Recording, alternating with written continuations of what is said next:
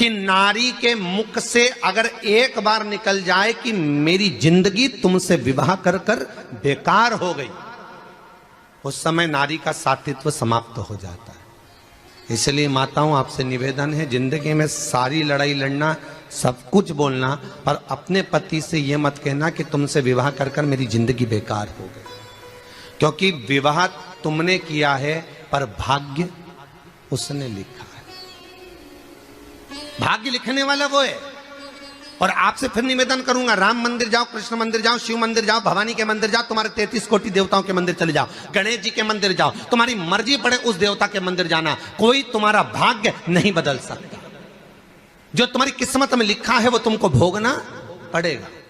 तो बदलेगा कौन? तो उसका भी प्रमाण हमारे यहां शिव महापुराण कहती है। एक पारो नाम की विधवा स्त्री थी।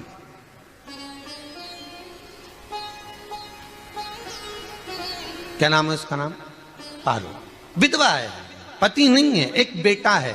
और विधवा स्त्री जो थी वो गर्भ से थी, उसका संतान नहीं हुई थी, पति मर गया था, वो गर्भावस्था में बेटा रह गया और पति चले गया।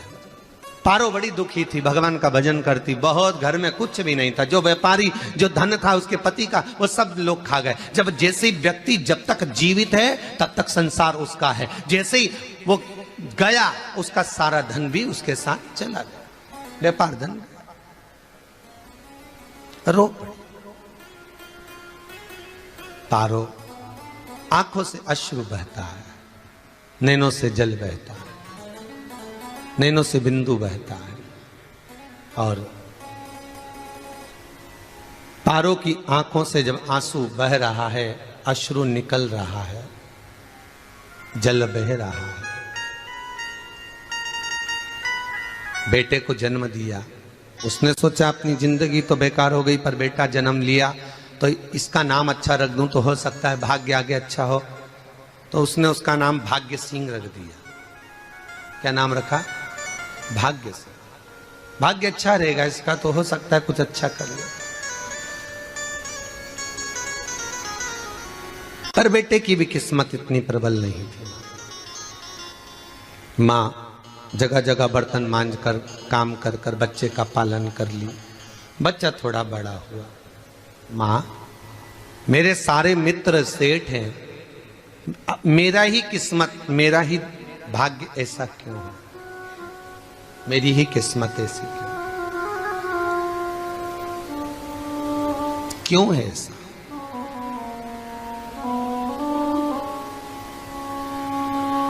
मां मेरी किस्मत में इतना दुख क्यों लिखा है?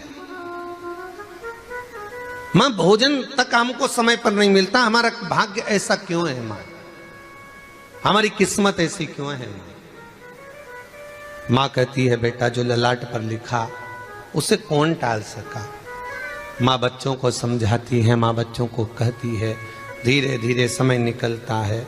मां एक बार बता, मां तू कहती है कि सब भगवान ने लिखा है भाग्य में, तो भगवान का मिलेगा मुझे बता दे। मां बोलती है ऐसी कोई जगह नहीं जहां भगवान नहीं, वन में मिलेगा। हाँ मिलेगा। मां का कहना मानकर भाग्य सिंह वन में चले गया, और घने जंगल में भाग्य जब गया भाग्य सिंह, और घने जंगल में जब पहुंच गया, ढूंढते ढूंढते ढूंढते ढूंढते ढूंढते तो भी भगवान तो भगवान, भगवान की छाया तक नहीं मिली।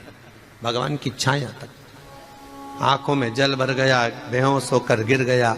शाम का समय था, विष्णु और लक्ष्मी निकल कर जा रहे थे। लक्ष्मी और विष्णु जाते जाते उसको देखकर रूप बदल के उसके पास गए। बेटा आपका नाम क्या है? हमारा नाम भाग्य सिंह है। कहां जा रहे हो? भगवान से मिलना है हमको।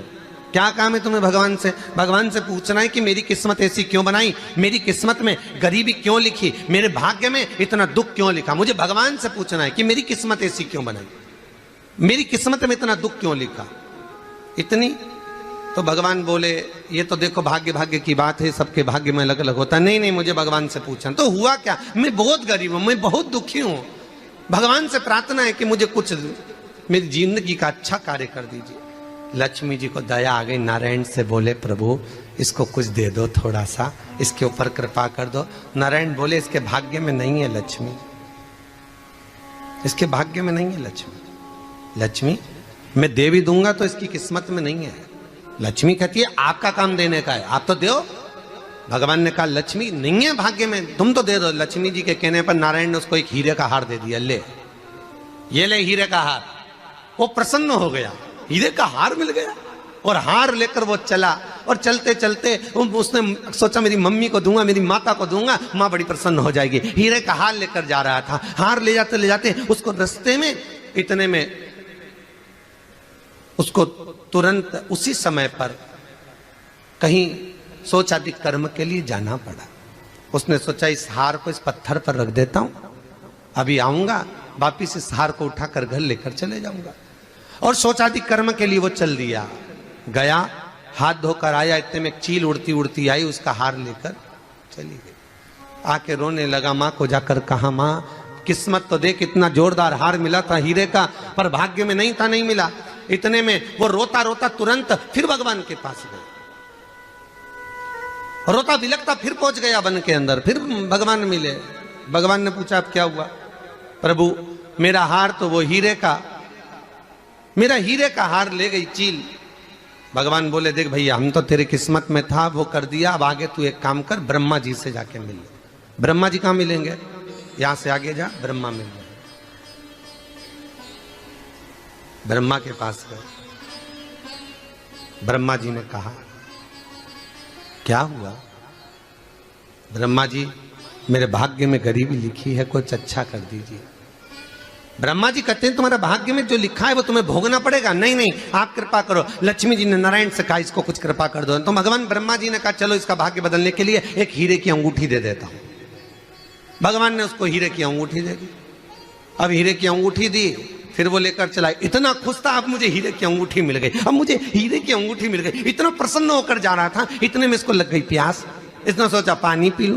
पानी पीने के लिए इसने मुंह को करा नीचे, जेब में रखी थी अंगूठी, वो पानी में लुढ़क गई। लुढ़कते से एक मछली निगल गई, अंगूठी भी हाथ से चली। देखिए कोई कितना भी साथ दे दे, पर भाग्य में अगर सुख लिखा होगा तो वो अपने आप मिलेगा, नहीं मिलेगा। फिर आया, फिर मां से कहा मां ऐसा हो गया। मां ने कहा चल जाने दे, तू रोज रोज बहाना बना के चले जाता है, दिन भर इधर उधर घूमता रहता है, शाम को आता है और बहाने बना के कहां की स्टोरी सुनाता रहता है, ना जाने कहां की कहानियां सुनाता रहता है। चल काम पे जा, कुछ काम कर तो भाग्य बदलेगा। नहीं नहीं मां मैं सत्य बोल रहा हूं, नहीं माना। फिर चले गया। नारायण ने कहा एक काम करो, अब तुम शंकर जी के पास जाओ। शिव जी के पास गए। भोलेनाथ जी ने उसको हीरे की पोटली दे दी। वो हीरे की पोटली ले जाकर अब की बार सोचा कहीं रुकूंगा ही नहीं, सीधे घर गया। मम्मी को याद करा, माँ नहीं थी। उसने एक लोटे के अंदर हीरे रख दिए। मैं माता को ढूंढ के आता हूँ। माँ को ढूंढने गए, इसमें चोर घुस गए घर के अंदर, लोटा ही ले गए हीरे का। फिर आके देखा, फिर माँ ने कहा, फिर बहाने बनाया तूने, फिर स्टोरी सुने, फिर कहानी सुने तूने। माँ मैं सत्य कह रहा हूं, सत्य कह रहा हूं। आखिरी में हार गया।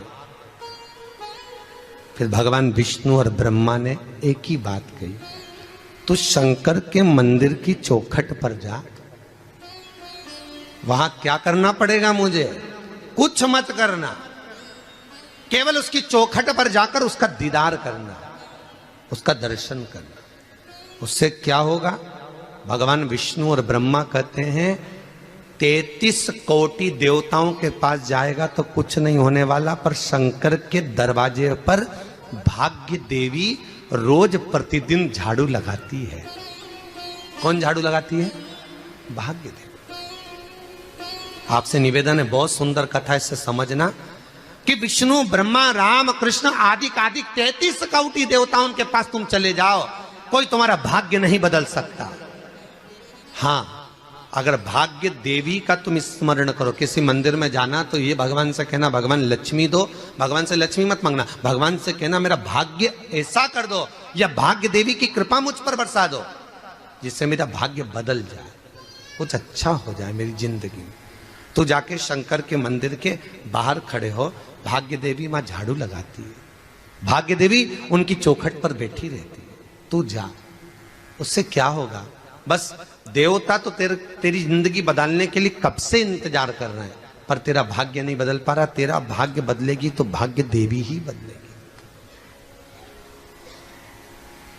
गया शिव मंदिर के दरवाजे पर जाकर खड़ा हो जाता, भीड़ होती तो दरवाजे से दर्शन कर लेता, बाबा से नयन मिलाता, रोज प्रतिदिन जाता। एक दिन शंकर जी ने भाग्य देवी से कहा, देवी इसका भाग्य बदल दो। देवी कहती है, भोलेनाथ इसकी किस्मत में ब्रह्मा जी ने यही लिखा है दुख, इसकी किस्मत में ठोकरें खाना ही लिखा है। भाग्य देवी तुम मेरे दरवाजे की झाड़ू लगाती हो, आज इसके भाग्य की झाड़ू लगाइए। भाग्य देवी ने कहा, भोलेनाथ आप कह रहे हो? हाँ मैं कह रहा हूं, क्योंकि मेरे दरवाजे पर इतने दिन से रोज आ रहा है और मेरे दरवाजे से खाली चले जाए अच्छा नहीं लगता। भाग्य देवी ने भाग्य बदला। एक सोने का सिक्का झाड़ू लगाते लगाते दरवाजे पर पटक दिया। उस सोने के सिक्के को लेकर वो चला और सोने के सिक्के को ले जाकर उसने माता को दिया।